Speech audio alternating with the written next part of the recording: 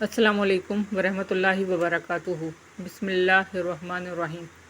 حضرت نوح علیہ السلام کو اللہ تعالیٰ نے اس وقت کا پیغمبر بنا کر بھیجا جب دنیا میں ہر طرف بد عملیاں اور شرک کا دورہ تھا۔ لوگ بتوں کی پوجا کرتے تھے، ظلم و زیادتی عام تھی اور کسی کو اللہ کا خوف نہیں تھا۔ حضرت نوح علیہ السلام نے اپنی قوم کو اللہ کی طرف بلانے کی بہت کوشش کی، لیکن ان کی قوم نے ان کی باتوں کو سننے سے انکار کر دیا۔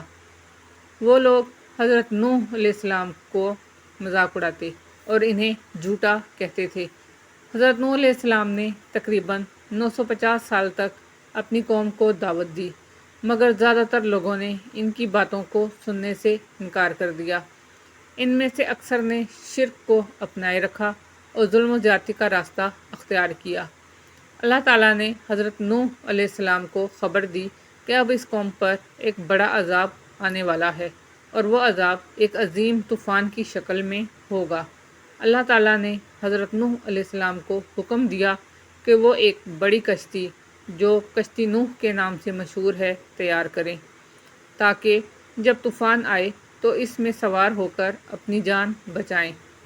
حضرت نوح علیہ السلام نے اللہ کے حکم پر عمل کرتے ہوئے ایک بہت بڑی کشتی بنانا شروع کی۔ اس کشتی کو بنانے میں حضرت نوح علیہ السلام نے کافی وقت صرف کیا۔ لوگ اس پر بھی ان کا مذاق اڑاتے اور کہتے کہ یہ کیسا پاگل ہے جو زمین پر کشتی بنا رہا ہے جبکہ یہاں پانی نہیں ہے۔ اللہ کے حکم کے مطابق جب کشتی تیار ہو گئی تو حضرت نوح علیہ السلام نے اپنے اہل خانہ اور ان مومنوں کو کشتی میں سوار کیا جو ان پر ایمان لائے تھے۔ اللہ کے حکم پر ہر قسم کے جانوروں کا ایک جوڑا بھی کشتی میں سوار کرایا گیا تاکہ طوفان کے بعد زمین دوبارہ آباد ہو سکے۔ پھر ایک دن اللہ کا عذاب نازل ہوا اور آسمان سے موسلا دھار بارش برسنے لگی اور زمین سے پانی کے چشمے پھوٹ نکلے۔ جلد ہی ہر طرف پانی ہی پانی ہو گیا اور زمین کا کوئی حصہ خشک نہ رہا۔ جو لوگ حضرت نوح کی باتوں کو جھوٹا قرار دیتے تھے وہ سب پانی میں ڈوب گئے۔ 40 دن تک پانی زمین پر چھایا رہا اور پھر آہستہ آہستہ پانی اترنے لگا۔ کشتی پہاڑ جودی پر جا کر ٹھہری۔ جب زمین دوبارہ خشک ہوئی، حضرت نوح علیہ السلام اور ان کے ساتھی کشتی سے باہر نکلے اور اللہ کا شکر ادا کیا۔ پانی کے اترنے کے بعد حضرت نوح علیہ السلام اور ان کے ساتھیوں نے زمین پر نئے سرے سے زندگی کا آغاز کیا۔ یہ حضرت نوح علیہ السلام کی نسل تھی جس سے انسانیت کی نسل دوبارہ آگے بڑھی۔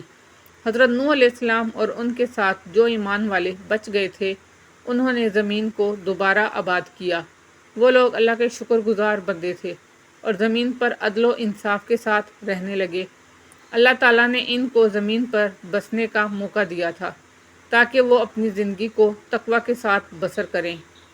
یہ نئے آباد ہونے والے لوگ اللہ کی نافرمانی سے ڈرتے تھے کیونکہ انہوں نے طوفان کی تباہی اپنی آنکھوں سے دیکھی تھی۔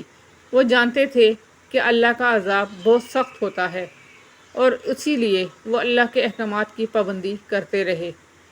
وقت گزرنے کے ساتھ ساتھ حضرت نوح کی نسل زمین کے مختلف حصوں میں پھیل گئی۔ لوگ زراعت کرنے لگے، جانور پالنے لگے اور تجارت کا آغاز کیا۔ نئی بستیاں آباد ہوئیں اور دنیا دوبارہ زندگی سے بھر گئی۔